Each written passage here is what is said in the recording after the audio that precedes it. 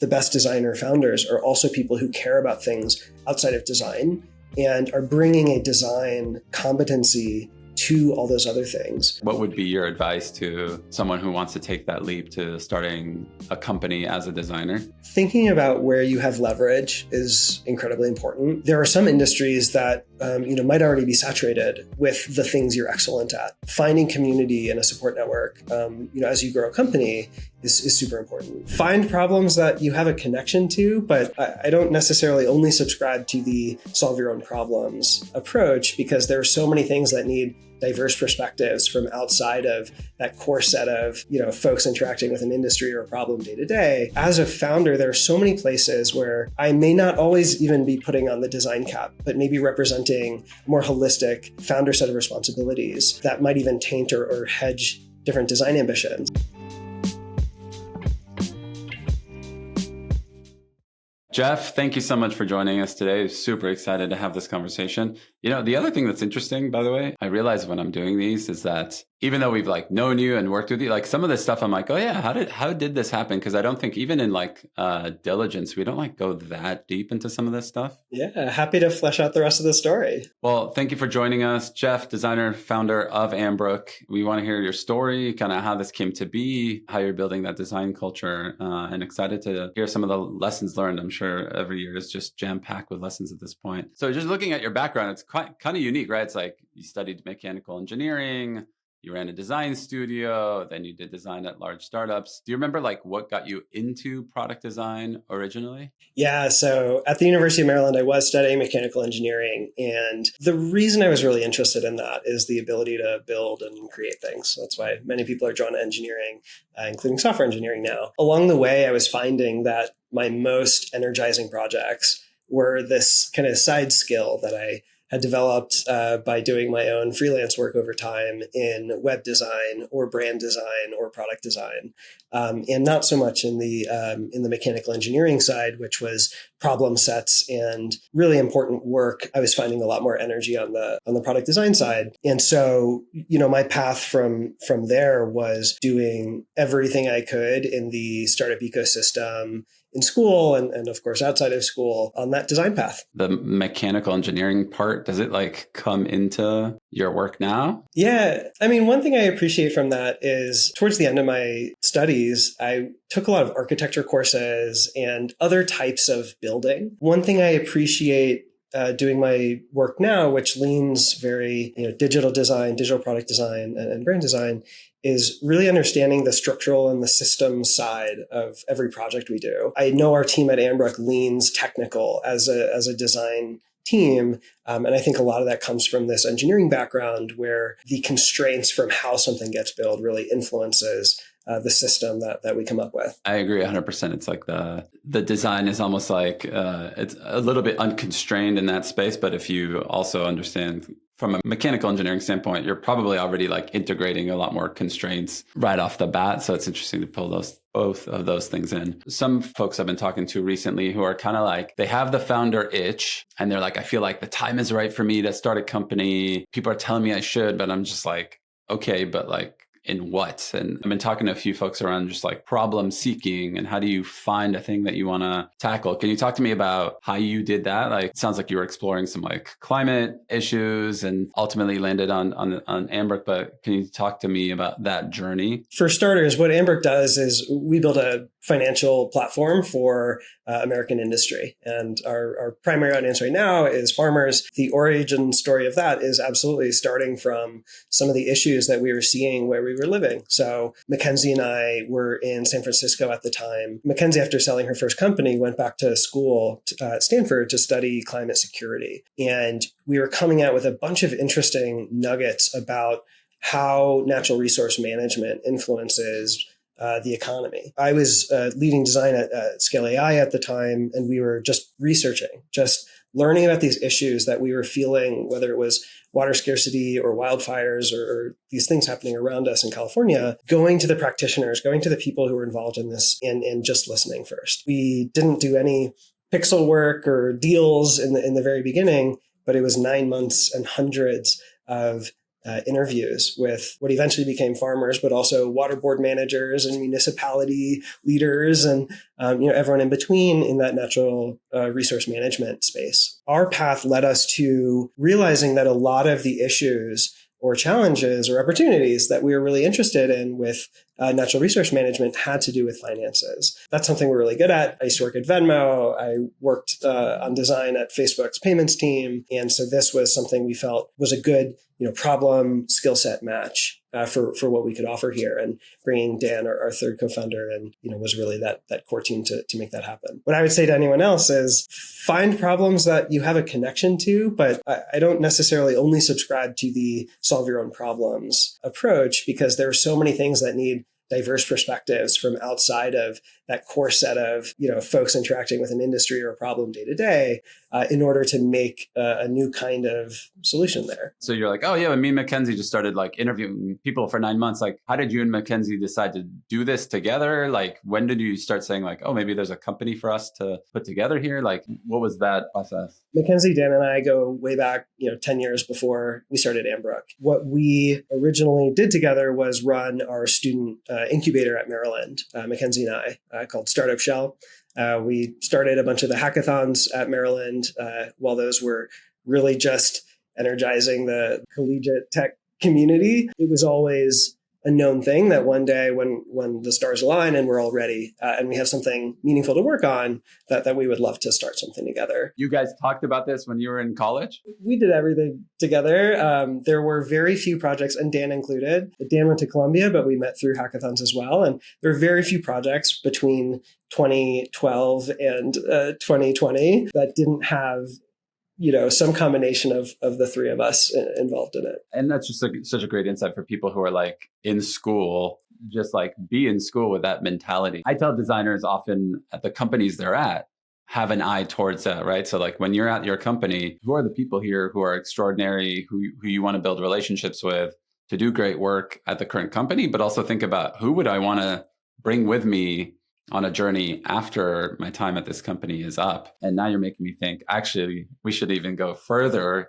which is like in school, start thinking about your friendships in school with potentially an eye towards that. Like who might be your friends, but also like the people who are going to inspire you and be complementary to you and potentially people you want to start companies with.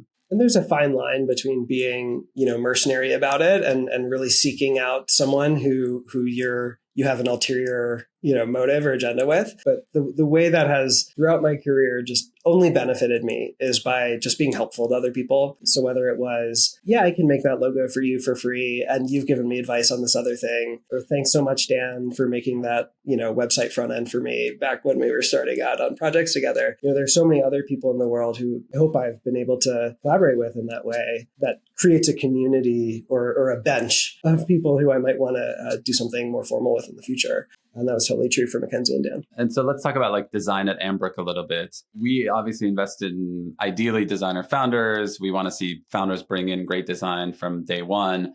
The reality, I think, is just like there's so much stuff to do at a company that it's really hard to have both like great product design and great brand design from day one at a company. That said, every so often we do have companies where you're like, wow, they're doing like brand and marcom at a very high level and the product design is really, really good. And you guys are one of those. It's just like I look at it, I'm just like the newsletter feels like not just like a newsletter, it feels like a industry leading magazine or something, right? The product is dialed in, details are great. How did you go about doing that from day one? It doesn't feel like you guys sacrificed quality for speed or did some of the stuff that we often see in companies. How did you think about doing that from day one and keeping a very high bar? And is that the reality, or do you feel like, well, no, day one, it was pretty crappy, or like, how did you go about it? That is absolutely the reality. And I'll share at the end of this, something that I'm realizing in entering my 5th year of Ambrook. We think about craft and quality and brand and design as something that's like core to our mission of making finance accessible to folks who might be running a massive book of business, but still feel alienated by accounting terms, and design plays a big role there. It has played a big role in building credibility and trust with an audience that I hadn't worked in for 20 years before starting Ambrook, which is agriculture and natural resource management and industry. And I think that there is a way to sort of employ craft that does different things. You have companies, incredible companies like Linear and Notion, where craft is a differentiator for them. In our case, I think a lot of what we do here is that craft gets us in the door and builds credibility to be a fledgling startup in 2020 who can have a conversation with someone in a totally different business sphere than what we've worked in before. But we're also innovating in other ways where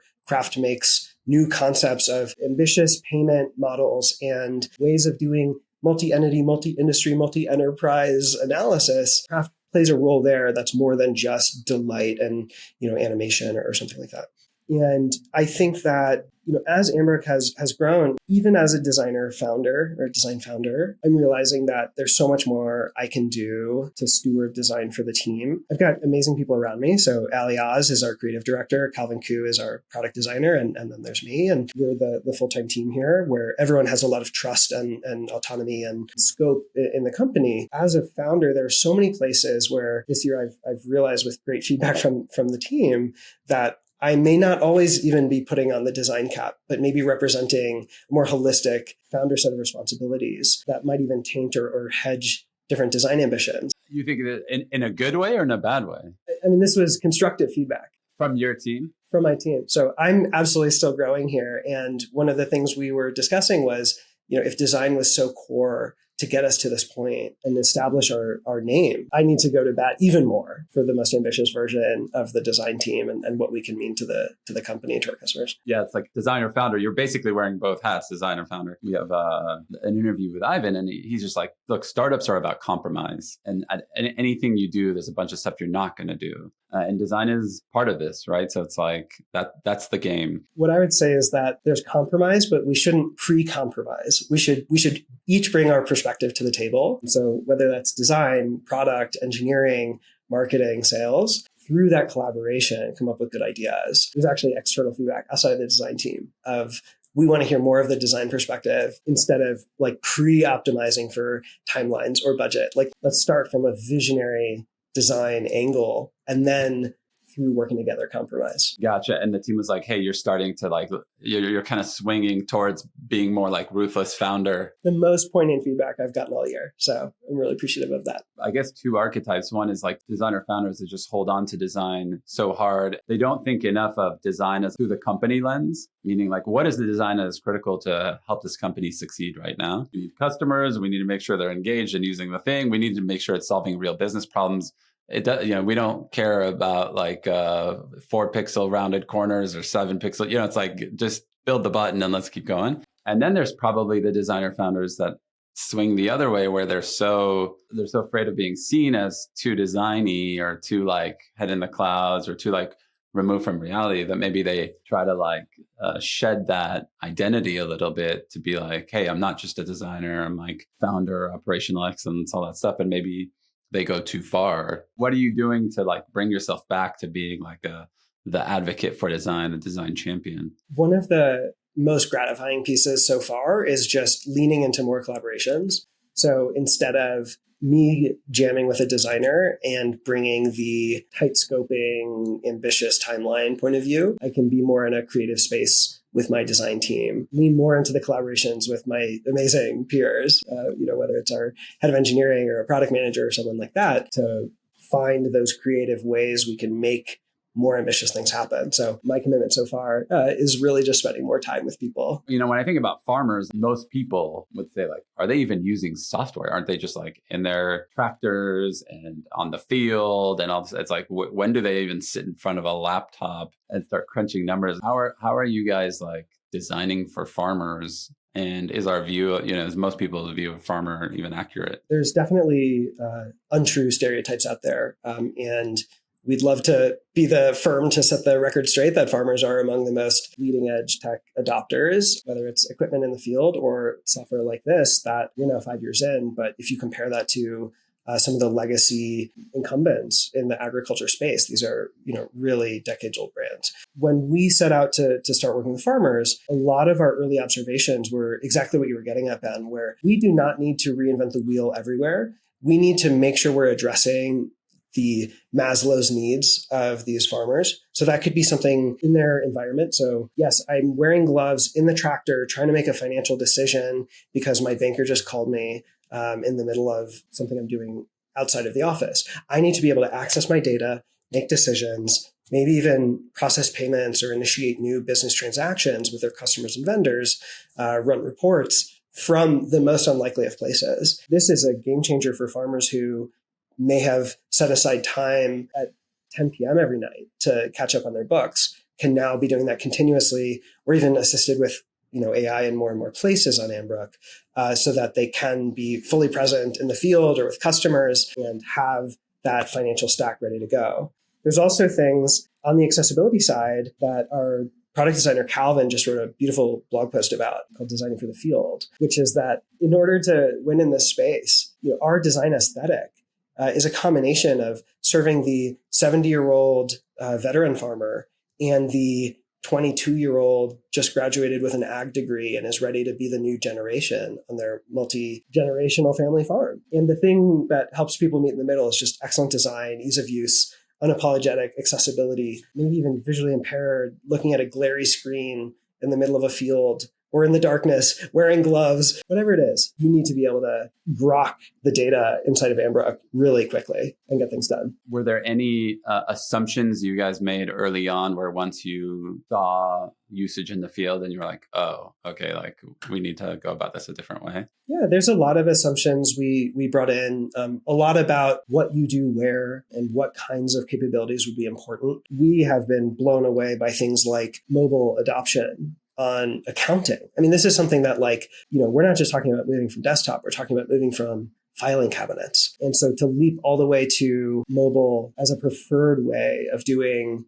your balance sheet or configuring your accounts for the first time. You're like, oh, for sure they'll want to do this on desktop. So you have more For sure they'll want to do it on desktop. They'll want more space. No, if someone's coming from amazing marketing that Ali and the team have spun up and they're activating for a ERP on their mobile device within seconds of seeing our ads, they're in a mode where they want to get shit done from mobile. So, that's a very 2020s or early 2020 observation. A lot of what we're learning about now that is breaking norms is around AI and how we're implementing this and how we build trust and credibility once again, not as a brand, but as new technology comes out, how we introduce that to folks who are not seeing this day to day like we do in B2B SaaS software. So there's a lot we're doing there to build trust and show our usefulness before we're doing even more ambitious work with that software. Can you talk about a specific AI example that you guys are trying or putting out there and learning how people are reacting to it? Can you share something? Yeah. So some of our most popular AI features so far are having to do with document management in farming. We're not just talking about receipt forwarding like I might do on a Ramp or Brex. A lot of the information we're managing is also your incorporation documents and your deed and a water permit or something like that. This might be their entire exposure to AI in their day-to-day life, is handling that document processing as new receipts, new invoices come in. We do things like, do our best job to scan things for you, but give you an extra confirmation step. Because even though we might be adding friction in places, we are showing you how the sausage is made. We're showing you how we got to an answer. And as we build out more and more, I don't think we'll be in a place where you're confirming every AI step we do for you. That still wouldn't be as efficient as it could be. But a lot of our work is bridging someone from something they're used to that's highly conformant and familiar and introducing value that way. Same goes for payment methods.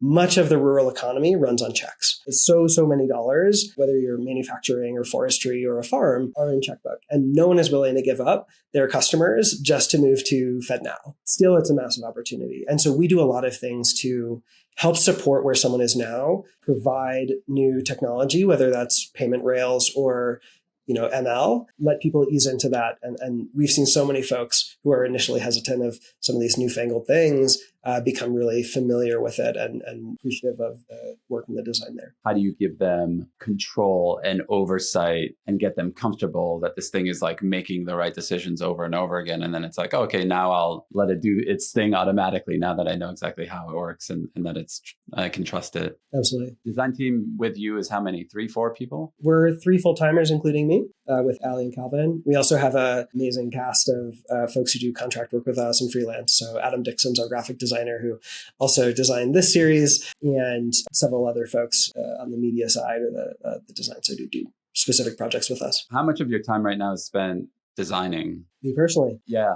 A lot of my time. Design is some of the highest leverage work in the company. And one of the things that we've aspired to do is have a really talent-dense team, especially on the product design side, which is where I spend more of my time. Ali runs the whole creative and brand ship. She's incredible. And so, a lot of my time is still in the design of the product down to the individual features. But I wouldn't say it's polishing every single pixel, but rather thinking about how does the system evolve? These are the things Calvin and I are talking about when we give each other feedback at Crit, is with the introduction of this new capability. How does it affect this other thing? Or how does it affect, our future in trucking or construction that we're rapidly growing into this year? Those are a lot of the things we're solving with design. Mackenzie and I are talking more and more about how are we designing our culture? This means not just that you come in and see a great logo and you're, set for life. We have been talking a lot about redesigning our recruiting experience. How do we put content out in the world and tell our story? Is a big shift that's happened this year through a blog that everyone is participating in on the team. And I think that even as we have a really talent-dense team with just a few designers, our ability to reach things outside of the pixels and outside of the UI is super important as we upskill the rest of the team too, to be able to make strong design decisions, good training, but also with new AI tools. This is sort of a new opportunity for our team and for me personally. You guys definitely set the bar. I am like coming around more to the in-person work and how important it is to build those in-person relationships. And so if you're going to build a remote company, you need to be bringing people together in meaningful ways, in regular ways. And I've been sending people your posts about your retreat. I'm like, this is what it looks like to build a remote company and still build that in-person culture and cadence at a high quality. So it's clear you guys both like do it with intentionality and then document it and use it for marketing and make sure that you're just like kind of capturing the value of these experiences, not just for the experience itself, but also as a way to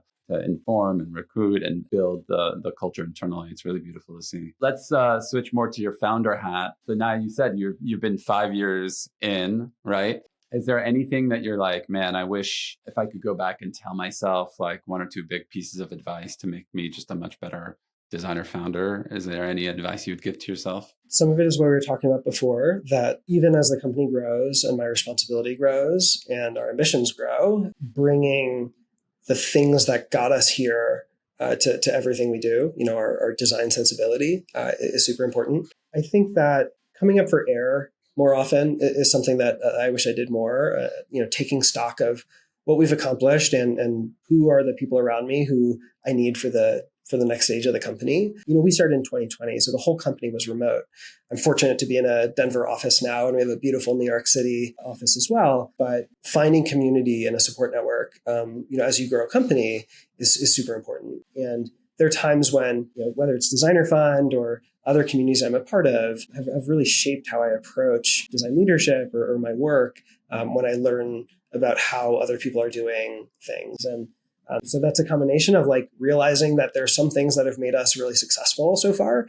And it's so important to keep connections alive with other people in your shoes and get feedback from folks who are doing things completely differently. Do you have like a collective of other founders that you like talk with regularly, or how do you do it? Definitely a lot of, founder friends. It's there's something really magical about the early 2010s hackathon scene that seems like everyone who was running hackathons or joining design communities is now founding something incredible. One of the things that I've really tried to do more intentionally that I'm working on this summer is actually interacting with more folks that are sort of intersectional with all the factors of my life. So I'm working on getting together a group of founder dads who have the unique experience. I've got 2 kids, and the sort of intersectional experience of you're not just running a company, you're not just parenting.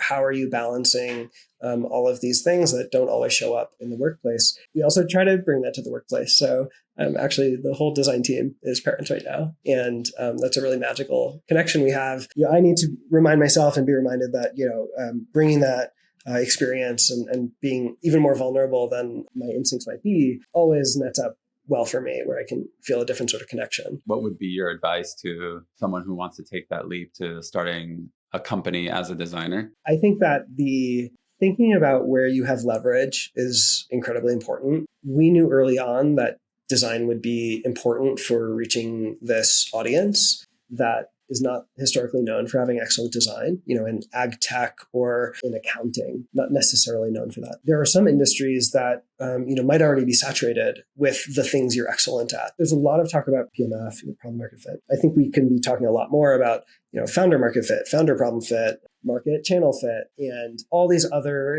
combinations on that matrix that, designers are so good at designing beautiful products with their eyes closed. How can you de-risk thoughtfully something that might not expose itself until you're 2 years in, and realizing that this channel and love, partnerships or sales or digital marketing is just not working. Where do you have leverage? Where is your skill set going to help you iterate? So I think that's worth thinking through for sure, and just making sure that the problem, even as you iterate and pivot and try new things, is still interesting to you. As much as I love that designers are starting design tool companies, I definitely wish more designers would just take the time to look at these other spaces where design can be such a delta. We're not going from a bad piece of software to something elegant on iOS or Android. We're going from fucking filing cabinets here. That's your competition. And there's so many spaces where that's the leap that could be made if designers just took the time to explore all these different industries and what people use. Something you want to add to that? Just a good gut check for this for new founders is when you are turned off, when you are not in a Google Doc, are you still obsessed with this problem or this theme or industry? When Mackenzie, Dan, and I were starting Ambrook, we found ourselves just naturally listening to podcasts and seeing these intersections of, I had no idea that, how COVID affected this supply chain that ended up appearing in my supermarket in 2020. There are things that when you're not in a work mode, is it still interesting to you? Are you still obsessed? Are you waking up thinking about it or can't sleep because you're so busy thinking about it? Those are, good gut checks. And we're definitely true at the beginning of Ambrook for us. Before starting Designer Fund, I was a design manager at Facebook, and I ended up taking a 6-month sabbatical. And the idea was at the end of the 6 months, I would have to sit down with the team and be like, okay, do you want to come back or what's going on? And by month 2 or 3, my nights and weekends were just filled with the idea of designer founders and what would it mean to start a venture firm that was design oriented. We were working Saturdays and Sundays on this thing, right? And so to me, a great litmus test is basically, what are you spending nights and weekends on? And by the time I sat down again with Facebook and they're are you thinking coming back? And it's there's no way. I'm nights and weekends on this other thing. And that just means my head and heart are they've already moved on. I think it's a great litmus test. I'm kind of formulating opinions around why we don't see more designers becoming founders. Do you have any hypothesis around that? And also what it would take for more designers to take that leap? One hunch here is just the ratio and the influence of people in this industry. So historically, and this may be very well changing with AI, you might have one designer for every 5 to 20 engineers. I certainly hope not 1 to 20, but yeah. There are people listening who have experienced this themselves for sure. What is my influence? What am I responsible for as this company grows? We were talking before about how I may have one of the smallest teams in Ambrook. My responsibilities and what I contribute to the team with this design perspective have expanded into people ops and culture and events and content and recruiting and all these things beyond just the pixels. And the best designer founders are also people who care about things outside of design and are bringing a design competency to all those other things, or can spread design training or upskilling to folks in unexpected roles so that, our salespeople make product pitches for key customers with Figma. We have engineers who are explaining why the user experience needs to be in a certain way, and I get to thumbs up that because we've put the time in to helping everyone understand the value of design. In 2010, we were talking about design seat at the table. Design absolutely has a seat at the table. And now it's about like getting all the other people at the table to share a similar design sensibility, I think. I've been reflecting on it too, and just like design schools and the kind of stuff that is taught. If you meet a designer, they almost always like had some sort of like side business, t-shirt selling, like. That was the first one for me. T-shirt sales? Yep. Then you get to design school, and too often it's like the focus is on form. Like a simple example of this is just like we had this lesson around graphic design where we had to redesign a menu at a restaurant. And it was so all about form. How do you get typography nice? And so you could see the price and all this stuff, right? And the whole discussion was just around the formal aesthetic of the thing and to make it readable and group things nice or whatever. But at no point were we discussing like what food is the restaurant trying to sell? What's the highest margin food that they're trying to sell? How much do they want to make sure that people are spending when they come and sit down? So like, how are you anchoring them on different price points, and how are you upselling them on different meals? How do you make sure that they have a good experience in the food that they get, that they feel comfortable that they're ordering the right things? It's just like we never talked about any of that, right? It was all just like type size, leading, kerning. And it was just like a very good example of just kind of design school across the board, where it's just like the business part of it. It just almost feels, not only is it not discussed, it almost feels like, that's like tainting the purity of design. Where I think like designers are intrinsically super into this stuff. It's super interesting to like bring all that in and try to understand it and grapple with it. We can get way more designers to be thinking this way. And in fact, I think many designers already gravitate towards this line of thinking. It just needs to be like, yes, this is the right way. This is an okay way. This is the preferred way. Let's talk about it this way. And then we'll just have more designers who have that baked into their understanding of the world and how they do their work. My yes and there is there are different archetypes of designers. At Facebook, we used to talk about like senior archetypes. You have craft, you have systems thinking and beyond. There is a place where craft and form alone are the leverage you need to differentiate. If this was a fixed menu at a high bar restaurant that I've only ever been to once, it doesn't matter what's on the menu. It has to make it feel good. And that can be said about a lot of companies that have taken something that, we talk in Ambrook all the time about your Maslow's hierarchy of needs. We meet people at like, I'm in debt and the filing cabinet is backed up and there was a fire.